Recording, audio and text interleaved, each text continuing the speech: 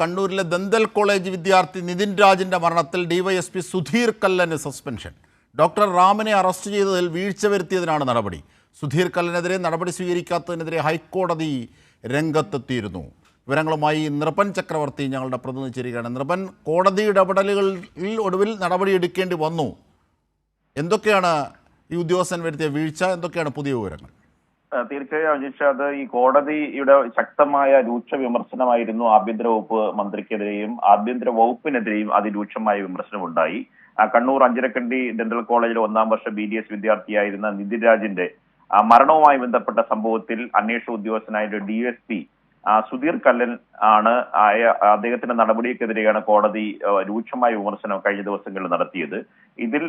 ഇതിന്റെ നടപടിയുടെ ഭാഗമായിട്ടാണ് കോടതിയുടെ വിമർശനത്തിന്റെ പശ്ചാത്തലത്തിലാണ് ആഭ്യന്തര വകുപ്പ് മന്ത്രി രമേശ് ചെന്നിത്തലയുടെ നിർദ്ദേശപ്രകാരം സുധീർ കല്ലനെ ഇപ്പോൾ സസ്പെൻഡ് ചെയ്തിരിക്കുന്നത്. ഈ നടപടിയിൽ ഏറ്റവും പ്രധാനപ്പെട്ട കാര്യം, അധ്യാപകനായിരുന്ന ഡോക്ടർ MK റാമിനെ അറസ്റ്റിന്റെ നടപടിക്രമങ്ങൾ പാലിക്കാതെ അറസ്റ്റ് ചെയ്തത് വലിയ തരത്തിൽ അദ്ദേഹത്തിന് ജാമ്യം ലഭിക്കുന്ന അവസ്ഥയുണ്ടായി. ഇത് ചൂണ്ടിക്കാട്ടിയാണ് കോടതി അതിരൂക്ഷമായ വിമർശനം ആഭ്യന്തര വകുപ്പിനെതിരെയും പോലീസിനെതിരെയും ഉന്നയിച്ചത്. അന്വേഷണ ഉദ്യോഗസ്ഥനായിരുന്ന സുധീർ കല്ലൻ എന്തുകൊണ്ട് ഇദ്ദേഹത്തിനെതിരെ നടപടി എടുത്തില്ല എന്ന വിമർശനവും കോടതി വാക്കാൽ പരാമർശിച്ചു. മാത്രമല്ല, സുധീർ കല്ലന്റെ നേതൃത്വത്തിൽ പോലീസ് പ്രതിയെ രക്ഷിക്കാനാണ് ശ്രമിച്ചതെന്നും നേരത്തെ കോടതി ചൂണ്ടിക്കാട്ടിയിരുന്നു. അത്തരത്തിൽ അതിരൂക്ഷമായ വിമർശനം മാത്രമല്ല, കോടതി സമാനമായ പല സംഭവങ്ങൾ കൂടി ചൂണ്ടിക്കാട്ടി സർക്കാരിനെതിരെ അതിരൂക്ഷമായ വിമർശനമാണ് ഉന്നയിച്ചത്.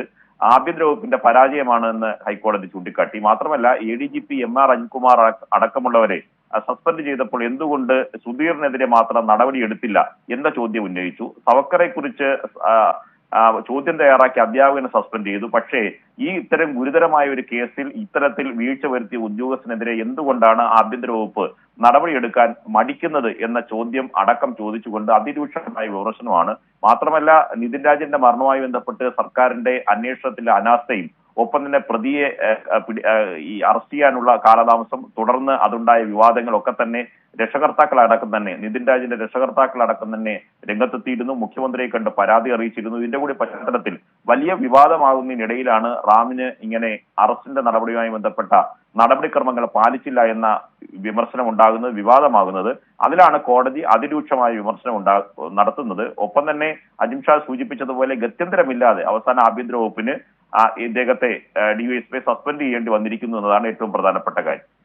ശരി, നൃപൻ ചക്രവർത്തിയാണ് വിവരങ്ങൾ, വിശദാംശങ്ങൾ നൽകിയത്.